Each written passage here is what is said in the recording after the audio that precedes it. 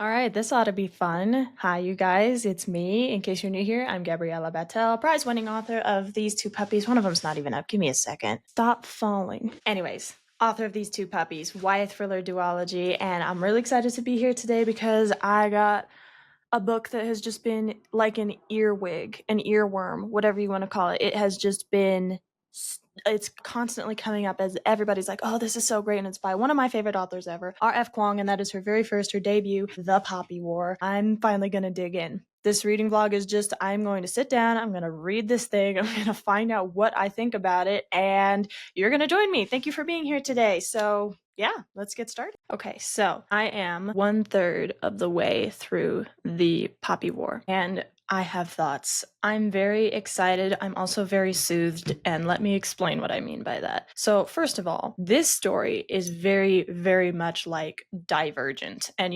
Divergent is one of my favorite books of all time. It's the thing that got me started on my writing career. I love this book. It inspires me so much. It's got a special place in my heart. And so seeing that pattern kind of replicated, in this new school, and then all of a sudden there's not only do you have to be a certain way to get in there, but then people are going to get eliminated after the first round. And so just trying to stay in the top 10, trying to stay, otherwise you're going to be thrown out, you're going to have nowhere to go. That kind of a concept is in Divergent and is in the Poppy War. And so I'm really, really liking the direction that it's going. And I also really like the fantasy element because the Poppy War is not science fiction. Divergent science fiction, this one is fantasy, but it's this really cool kind of subtle fantasy where even though it's definitely not this world, it's a completely alternate world, it feels mostly normal. So what I mean by that is it's not the historic version or alternate world version of magical realism where it's just kind of like, oh yeah, everybody walks around and magic's normal and this is the thing. It's like, magic is not normal. It's this rare thing, but you still have this whole world building. You have the different, nations, you have the different political systems and the issues, and it's really cool. The world building is done really smoothly. I never feel like it's being info dumped on me, or put it this way, at least when there is a whole bunch of information being dropped, it feels like it's being dropped in a place that makes sense for it to be dropped. So I can tell, oh, okay, this is being explained to me as the reader, but it feels really fluid. It's not really jarring. I also really like Rin as a character because she is both a lovable character and an extremely flawed character. So there's a part of you that is just rooting for her to no end, and then another part that's kind of like, girl, what's going on here? I mean, the way that she was just so determined, and the way that she studied so hard for 2 years straight so that she could avoid this like gross arranged marriage, and then she finally got into the school on sheer willpower, and now that she's in the school and she has to stay, she's just slowly but surely getting a little bit more ruthless and even more power hungry. And so I like that in a character because it feels real. It's not just like, oh, here's a person who just like always does what's right all the time. It's like, no, there's different dimensions to this person. I don't like her all the time, but that's okay because she's really interesting to follow, and I'm rooting for her. I'm wanting for her to find a better way, which is actually the only reason I'm still reading it, because there was a part in here, oh, that ticked me off so bad. So there's a part where long story short, actually, she takes this potion that's gonna sterilize her so that she can only focus on military academy. And I just got hot. I was ticked off. I was like, I don't even know if I want to handle this book anymore. I don't know. But then, I was thinking,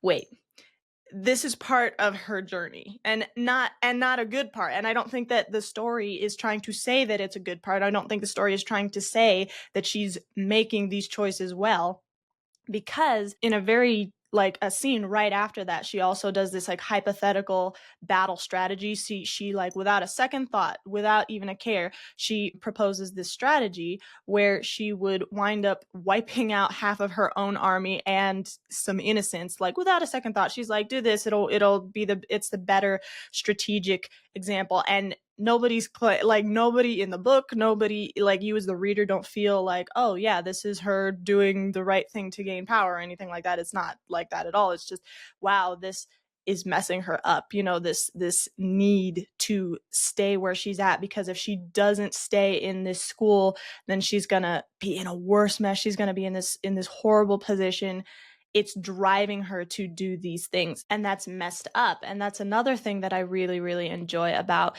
this book is that, R.F. Kuang, it's been said a lot that she is very, very heavy handed with her messaging in her writing. And I can even vouch for that with Babel. It's not really a subtle book. It's very much her message coming out right in your face, being told to you, no exceptions, no, like, hey, there's nothing subtle about it. And I love the book still, but I can agree, it's not subtle. But this one isn't subtle either, but it's a lot more subtle. Like, for example, the way that the world is built is there's these different countries, and I know it's based off of the Opium Wars in China, or it's supposed to be loosely based or loosely inspired by that. And so you have like the hinterlanders, which are these like the light-skinned Westerners kind of a thing. And then you have these extreme prejudices against people with darker skin from the South. I mean, there was a certain group of people that the country goes so far as to say that they're like apes, they don't even have brains, all they can do is fight. And so she's taking all these dynamics that feel so lifelike, that are plucked from history and the world, but it's not such a one-to-one that it feels like she's just trying to make an exact analogy. It's more like, I'm discovering, I am exploring, I am coming down on these horrible things that are plucked from the world and plucked from history, but it's done in a way where you're getting the point and it's impossible for it to evade you, but it still feels part of the world. It still feels really thought out. It feels like it was very critically thought through and then approached, and I'm really, really impressed with all that. And so part of it, which is why I was deciding to give it a second chance after the whole sterilization thing, which just to point this out, if there's a potion that can do that, why isn't there just a potion that just kills the pain? Like, why isn't there the magical equivalent of ibuprofen in this world? Just thought I'd throw that out there. But I see where it's coming from, which is she's a peasant, she's poor, she's got no family, she's got no connection, she's got no way to get up in the world aside from this test that she took to get into the school, and then staying in the school, which everybody is trying to kick her out, everybody's trying to knock her down. And so she feels like that is the only way to stay. That, I feel, is also a parallel for just people who feel like that is the only way to get through because they have nothing else. And so it's a commentary on how messed up it is, but I feel like it's really cutting to the heart. I feel like, I don't know, I'm very, very impressed with it, not only in the fact that, again, I enjoy it, it's very much up my alley. The characters, I love hate Zhang. I don't know what to do with him, but I like him. But I don't like, how do I explain it? It's difficult to explain. I probably could not stand to be in the same room with him for very long, but I like him. I would like to, I don't know. I'm not being very articulate, but that's the best I got for you. So the characters, none of them are perfect. I would dare say none of them are really likable. I don't really like any of them, but I'm rooting for a lot of them just because they are so, I don't know, I just want the best for them. They're very complicated people. They're very realistic people, and I just want them to do well. So now we've gotten to the 1/3 part where a little bit of the magic has snuck in and we know where this is going. So yeah, I'll let you know in a few, well, for you it'll just be a second, but when I get down to 66%, when I'm 2/3 of the way through, and I feel like a lot will have gone down by then. Back, I am at the 2/3 mark. I don't know if you can see that very well. Please just trust me. That says 67%. I'm here. Poppy War is absolutely fantastic. The thing that I love so much about R.F. Kuang's work, like I first saw it in Babel, and it's the way that she can weave an absolutely magical story and have such an intellectual, academic conversation at the same time. So this one zeroes in heavily on linguistics and linguistics in sociology. And you know what? I, throughout my college years, always complained. I was like, sociology, I do not like that subject. It's just not for me. I'm not that kind of girl. But I think secretly I am that kind of girl, because every time somebody in some piece of literature that I love starts to get into sociological issues and discussions and thoughts and explorations, I'm like, give me more. And so in this one, it is very much historical and sociological. It's so good. It's like having a sparring match in your brain. It's like she keeps you on your toes. She gets you thinking. She sees you making these connections. And again, it's obvious enough that you know what they're talking about. It's about racism. It's about power dynamics. That's a huge thing in this, about just the crushing weight of power and what it costs and the decisions people will make to get power, including Rin herself. I mean, this is really it's like a cautionary tale. It's a war tale about power and how she is just, ooh, she makes some decisions where we're like, girl, please do not do this. By the way, excuse my hair. I was running about in the wind. Hopefully you didn't notice till I brought that up, but now you are going to notice.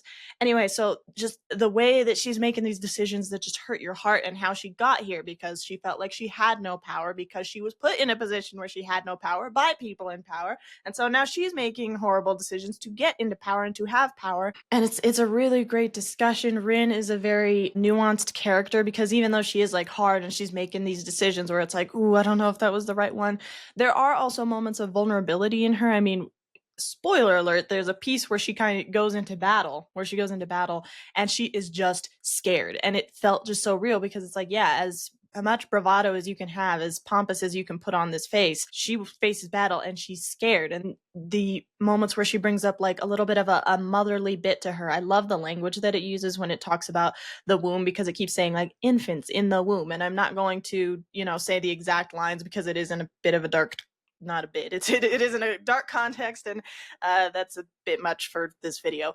But just the fact that she's like infant in the womb, there are these nurturing pieces, this mother, I don't know, there's just, she's a really dynamic character. Very, very, you can sympathize with her, you get her, you understand her, even though you don't like agree with her all the time. I love Rin. I have come to love Jiang very much. I wasn't so sure with him in the first portion. I mean, I liked him, but he was just kind of like a bit much, and now he's just good. I have him in my heart. I love him so much. The epic proportions of this book absolutely thrill me, and so now I'm going to get into some spoilers, so I'll go like this. I'll go like this as long as we're having spoilers. When my hand comes down, then you will know that the spoilers are over. But I did not expect to be in full out blown war by barely halfway through the book. I mean, it did not slow down. It is not like Divergent anymore. Divergent is all about training, like the whole first book. The training happens, it's strong, it feels believable, and then we are thrust into the midst of things. So battle comes. I was heartbroken when Jiang disappeared. And okay, Naja.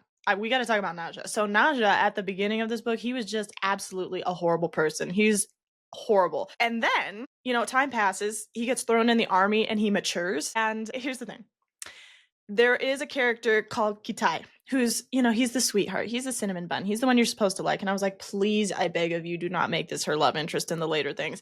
And then Naja rolls around and he has matured and he gives the best apologies ever. Like, the apologies he gives are, I did something horrible to you. I was a horrible person. I was wrong. You were right. You are awesome. I am sorry. Like, the best apology I have ever heard in a book. None of this pandering, meandering around, trying to sort of act contrite without actually saying you're sorry. He actually says that he's sorry. And I want those two to fall in love. I mean, the bit where those two were fighting side to side, back to back in battle, after they had still been rivals. Like, this was not like after a big reconciliation moment. They were just in the midst of battle. And it's like, hey, you're my comrade. We need to defend each other.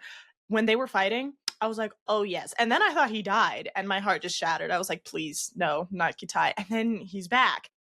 Oh my goodness. I need those two. The Draymyani in me is just coming up. And this is how it is done well, because it feels natural that he would change after years and years in the military, not just kind of some instant odd change because he likes her. And also, he's not treating her poorly now. Like, they actually have matured over these years. Okay, spoilers are over. And yeah, I just love the characters. I love Jiang. I was about to say something spoilery, but I love Alton. Alton's a really cool character, and his dynamic with power and magic, and I want to see where he comes from. And I'm just really excited. This book does not rest. It does not give you a minute to breathe, except for actually right now. Right now we're in a little bit of a lull. So I'm excited to see what kind of explodes at the end. I'll tell you when I'm back with the final third. Okay. Wow. I finished it. That was explosive. And keep in mind, that was explosive with me having spoiled myself twice. Because a couple of years ago, I don't know what possessed me, but I Googled the Wikipedia summary of the Poppy War, And so even though I didn't have all of it in my head, I knew the gist of the ending. And then a while ago, I was on a run and I was just in the worst mood reading state ever. And I was trying to find something that I might like. This was back when I had started the Poppy War and not finished it. And then I had to return it. And I was like, I need to listen to something while I'm running. And Poppy War wasn't available, but the third book in the trilogy was. So I just started listening to it, kind of like, I'll figure it out, I'll fill it in. And so I had an idea of what was going to happen. And it still rocked me to my core.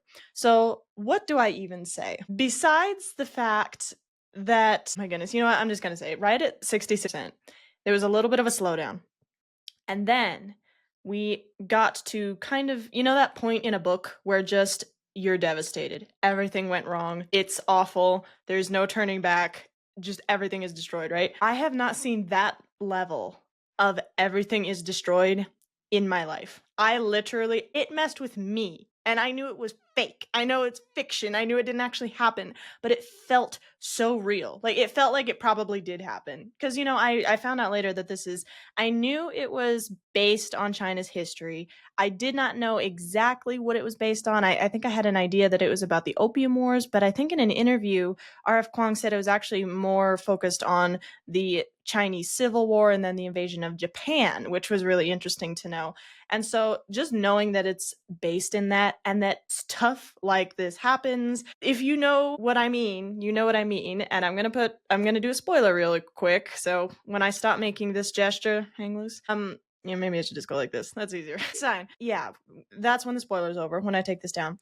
Bolognese, that made me sick to my stomach. And the worst part was when Venka, who I hated, of course, because she was the mean girl, but to see her just taken and so destroyed by what they were calling the relaxation houses, that scene physically, I physically felt sick. I don't get physical reactions to books.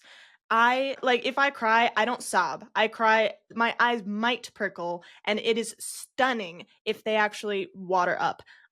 I guess sometimes I do get a physical reaction if something awesome happens, so I'll be like, yes, I'll cheer.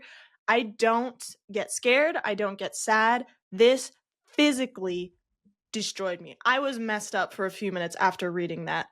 Oh my goodness. And just another note that I found to be striking, I suppose is the word I want to use, is that scene where I'm not going to say it aloud because this is a PG channel, but if you've read it, you know what I'm talking about. That part where if you don't believe that a child is a baby and alive before she's born, if that scene doesn't change your mind, I don't even know what. My goodness, it was devastating. It was devastating, and my goodness. Hi.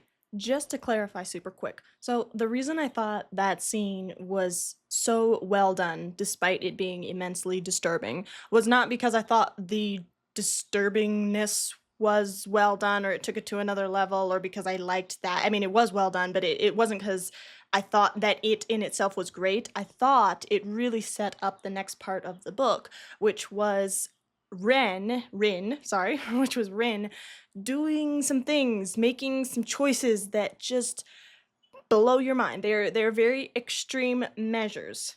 And they get to the point where it hurts your heart. You're like, "Oh, that is a great loss."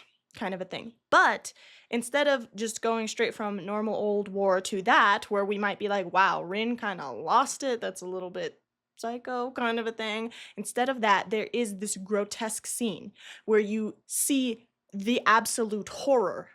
And then you even as the reader seeing this as a cautionary tale, are like, burn that army to the ground. Burn the army to the ground because the atrocities that happened here, they got to stop and they got to stop right now. Now, Rin then even takes it a step above that. So you're like, ooh, man. But you see how she got there because of how disgusting this part of the war, these war crimes, just how atrocious they are, how depraved they are. It sets it up. It feels like a flow. It feels like character development, character fall, whatever you want to call it, but it made sense for this horror story of a war. Okay, spoilers over. I take it back. I'm sorry, non-spoiler people. One more. Okay, Najah died. I don't buy that. He almost died before and then came out from the dead. I don't believe that mustard gas messed him up. Oh, by the way, I am not buying that Alton is dead either. I am, however, afraid that Kitai actually is going to be the love interest because, again, I listened to a podcast interview of R.F. Kuang discussing about how their relationship grows over the next 2 books and how he's a cinnamon roll and we love him. And it's like, I know he's a cinnamon roll. I got one myself. His name is Elijah. I love him too, but I just want Kitai to be lovely and fall in love with someone else. I don't know. I want Rin and Najah, but you know, we'll see. We'll see. Real quick interruption that nobody asked for, but since filming all of that, I was listening to just some book reviews and it came up that, okay, still spoilers by the way, but I was right. Najah is not dead and maybe he'll still be a love interest. Maybe. I really hope it's him, please. I'm begging of you, Rebecca, in retrospect, please. Najah, not Kitai. Because if anyone's gonna do Hermione, this is how you do it. This is how you do it. So yeah, there's my 2 cents on that. Okay, now I'm done with the spoilers. So overall, I think that this is an absolutely incredible parable about, like war and violence and power and sociology and society and war. I already said war, goodness gracious. But just the entire dynamics of a political system and a world. It is such a great parable for this world where it doesn't feel like it's being hammered into your face like, hey, this is our world, but it just feels relevant to everybody. I think that is so strikingly done. Dare I say, I think it might be done even better than Babel. I mean, personally, like personal taste wise, I love Babel and I like Babel better than the Poppy War, but Poppy War was so close second. And I feel like because it's got this grand macro scale and this parable kind of an approach where you can see the dynamics happening, but it's not directly in reference to something. I feel like that actually made it subtler. It made it a smoother message. And it's done so well. In fact, and I'll give you an example. So she would make little references to things in the real world, and there were analogs, like she was saying that China was supposed to be Nikon. And then I come to find out that Mukden is supposed to be Japan because of the Japanese invasion of China. But she just made this little comment. It was like a line about they're stuck on that tiny little island and they think that they deserve all of our land. I thought it was talking about England. I thought she was talking about England. So you see how it's kind of like these concepts are applicable and you see the references, but it could be anything. It's the point more than the actual iteration of it. The other thing I massively loved was the way that she approached, how there is right and wrong. I don't think she ever makes it sound like there's not right and wrong and that everything's great. I don't think she does that. But she's saying in situations of the world and the way that it is and things happen, it's not always a clear-cut good guy, bad guy, because Nikan is an empire, and it is a colonizing empire, and it is an empire that has destroyed people. But so is Mukden, which is coming after them, and so it's really this dynamic about the concept versus individual people. What are you doing versus who are you? I love that. I love the commentary on classism and social hierarchy, and I just want to point this out. Okay, do you remember way back at the beginning when I was talking about the scene where Rin sterilizes herself because she wants to focus on military school, and that ticked me off and I almost stopped reading the book, but then I realized that what she was getting at. And here's the thing. Apparently a lot of people interpret it the way that I instantaneously interpreted it, which is that it was supposed to be, and by the way, I'm not just making this up, she said this in an interview, that a lot of people interpret it as women don't need babies, no womb, babies get in the way, and people cheer about that, and I hated it because I hate it.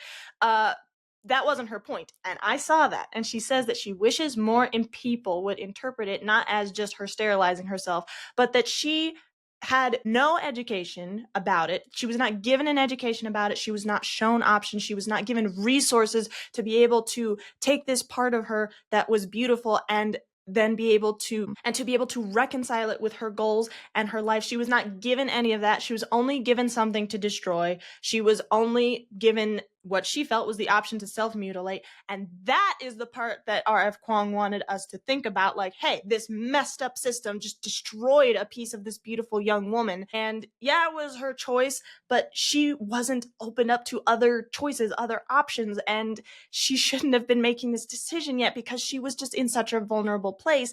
It was a critique of that kind of a society, and I saw it, so I got you, Rebecca. Thank you for that. I loved it. I feel very proud. Moving on. And just on that note, I really like the language that R.F. Kuang used a couple times that, again, I'm not going to say them because it is in a dark context, but it was distinctly indicating that babies are alive before they're born. And so I don't know. There were just so many things that I absolutely loved about this book. And so now I'm going to give you the ratings. Okay, my personal rating is probably a 4.5. It's going right up there. There were just little things that didn't quite hit my spot, which honestly could just be the fact that I don't generally read kind of mainstream epic fantasy. I mean, she is an orphan who finds out she has powers, and then she goes into war, and like it's kind of that basic structure. I've seen it a lot of times before, and that's not my favorite, but it's done so well, and it subverted my expectations so many times, and it shocked me so much that even that structure that I don't really love, it shot all the way up to a 4.5. And then there were also just little moments where I felt that there were, I don't want to say little, it wasn't so pervasive that it was ruining the book, but there just were moments enough that I was noticing it where there was some telling, where some showing could have been done, and I was just like, well, I could have been done a little bit more of a, exemplary or a detail, not exemplary, an example or a detail versus just a statement or a repeating of something that I've already been shown kind of thing. So that is why I think it's going to be 4, leaning towards 4.5, also because it is massively just pushing me to write my own first epic fantasy. It is a mystery, but just that dark epic fantasy, it's pushing me to write mine ending, which is about what if Death himself was an older brother and his immortal younger sister, who he would just protect, he would just burn the world down for. She's immortal. She should not be getting deathly sick. She should not be able to be poisoned. And yet that's what happens. So he goes and handles business there. It's massively pushing me to finish that. So that's also why it's up there on the 4.5. I would say that on a more like editorial thinking level, like, because here's the problem. A fair rating is different from my rating sometimes, because sometimes books are excellently written, they just didn't hit with me. And so I'm like, well, do I say what my opinion of it was, or do I say how I think it was? So personal opinion, 4.5. Honestly, fair opinion, I'm still gonna say 4.5. It's right around there. As for content, no spice. Yet more proof that you don't need spice to make an excellent book. I'm just throwing it out there. So chili pepper rating, 0. Language rating, 5 languages. It was a lot of language. It's a very dark book. It's a very adult book at moments, but it is so good. It is so well thought out. It is so excellently executed. It is so inspiring to me, actually, and I highly recommend it. I was going to jump right into the next one. And again, I don't do that ever. I don't jump straight from the first book in a series to the next one because I don't know. Usually they don't enamor me that much. This one I want more. I'm not going to read it yet though for 2 reasons. One, I need a break. I need an emotional break from that a little bit. So I think I might just do some vampire stuff. And also, like, Libby came in and I have a lot of holds that I just need to get done first. So I'm going to do that. But there's going to be another vlog about me reading the next one because we're going to finish all these puppies before Catabasis comes out. Yes, I have since discovered that it's Catabasis. I still like the Ring of Catabasis though, but Catabasis this August. So yeah, thanks so much for being here today. Again, if you like YA thrillers with an emotional punch, check out my books. I'm sure you will find them quite gut-wrenching and heart-racing and, heart attack inducing. Thanks for being here today. Have a great day. God bless. Bye-bye.